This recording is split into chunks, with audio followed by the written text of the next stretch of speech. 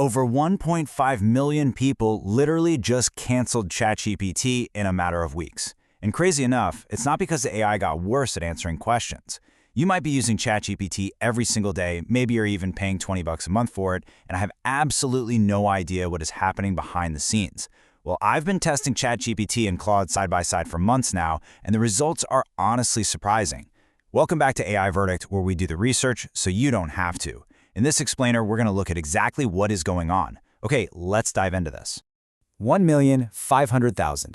That's the staggering number of real users who have actively walked away from the biggest AI platform in the world recently. And they aren't leaving because the tech failed them. No way. They're leaving because of some massive behind-the-scenes drama and fundamental shifts in how these models actually work. By the way, if you want to stay ahead of huge industry shifts like this, join our community of AI enthusiasts by subscribing to our free AI Verdict weekly newsletter. The link is right down there in the description. So here's our roadmap for today so you know exactly how we're breaking this down. 1. The timeline of the AI war. 2. Tech capabilities head-to-head. 3. Pricing and developer experience. 4. The real reasons users are leaving. And finally, number 5, the honest verdict. All right, Section 1, Timeline of the AI War. To really understand this rivalry, we have to trace how these tools evolved. We got to look back to November 2022. ChatGPT launches and hits 1 million users in just 5 days. I mean, that is unprecedented speed in tech history. OpenAI followed that up with GPT-4 in March 2023, making it feel like the AI race was, already over. But that exact same month, Anthropic quietly launched Claude. Now, Claude was different. It was trained on a constitution, basically a written rulebook guiding the model's behavior. Fast forward to early 2026, and Claude has expanded from a 100,000 token context window to a massive 1 million tokens. Meanwhile, OpenAI was super busy adding voice chat, image generation, GPT-4o, and plugins, but somehow they managed to alienate huge chunks of their user base along the way. Let's move to Section 2, Tech Capabilities Head-to-Head. Let's see what these models can actually do under the hood right now. So ChatGPT's paid tiers are now running on the GPT-5 series. It's basically a multimodal Swiss Army knife. It handles text, code, images, real-time voice, web browsing, the whole shebang. If you want raw breadth of capability, ChatGPT is incredibly hard to beat. But Claude is playing a totally different game. They obsess over context length. Their newest 4.6 model can process 1 million tokens in a single conversation. To put that into perspective, that's roughly 750,000 words. You could literally drop the entire Harry Potter series into it and ask super specific questions about Chapter 3. Now, this is where it gets really interesting.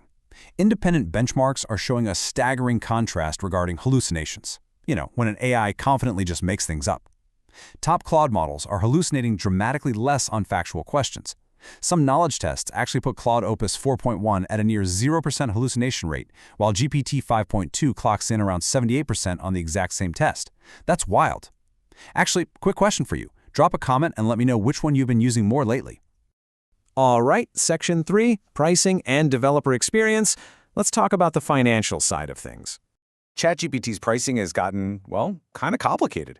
They offer a free tier, a plus plan at $20 a month, an ad-supported ChatGPT Go at $5 to $8 a month, and a pro tier for heavy users needing GPT-5 power at $100 to $200 a month. Claude's structure is a lot cleaner. Claude Free, Claude Pro at $20, and Claude Max at $100 or $200. Though to be fair, Anthropic isn't immune to mistakes. In April 2026, they briefly tested removing their Claude Code Assistant from the $20 plan for new users. The community completely lost its mind, and they rolled it back within hours. But the crucial point for developers building at scale is right here. The math heavily favors Claude's API pricing.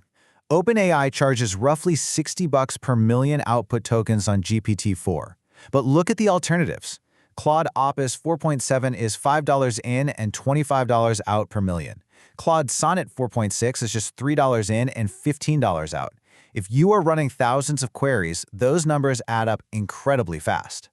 And it's not just the price, it's the developer experience. OpenAI definitely has a massive head start with deep ecosystem integrations in GitHub Copilot, but their pace of change has become a real problem. Sudden rate limits, model deprecations, and policy shifts have literally broken production code overnight. Claude is way more measured and predictable, which is absolutely crucial in production. They've rolled out a slick terminal-based command line assistant called Claude Code, and a really powerful tool called Cowork that lets Claude manipulate local computer environments.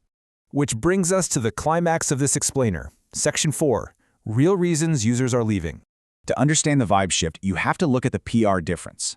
OpenAI is loud. Sam Altman is everywhere, dominating the news cycle with viral demos.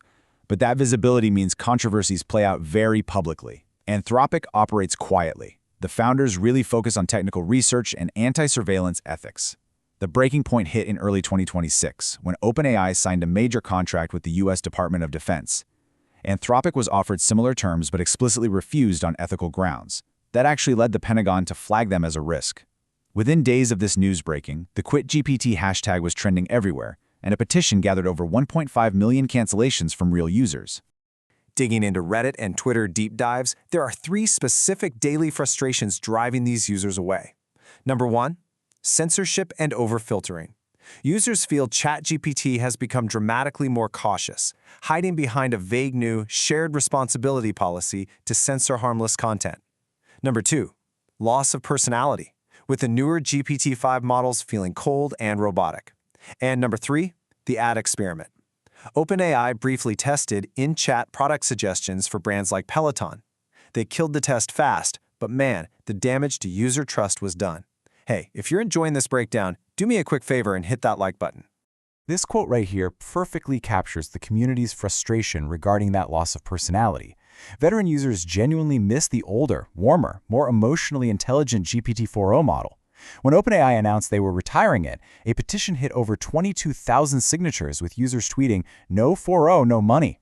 That isn't just standard product feedback. It highlights a genuine emotional attachment to an AI's vibe that users feel has been totally stripped away and corporatized. So, Section 5, the honest verdict. Bring it all together, who actually wins? The honest truth? Neither one wins outright. They are no longer direct competitors. They are specialists, and you need a hybrid workflow. You should absolutely be using ChatGPT for fast, multimodal tasks, voice chat, and quick image generation. It is still the ultimate all-in-one polished interface. But you should be using Claude for long-form writing, deep research, factual code reviews, and basically anything where accuracy actually matters. There is a quote floating around the developer community that hits the nail on the head. Claude for the heavy editing, ChatGPT as a second opinion. That brilliantly illustrates the perfect mindset.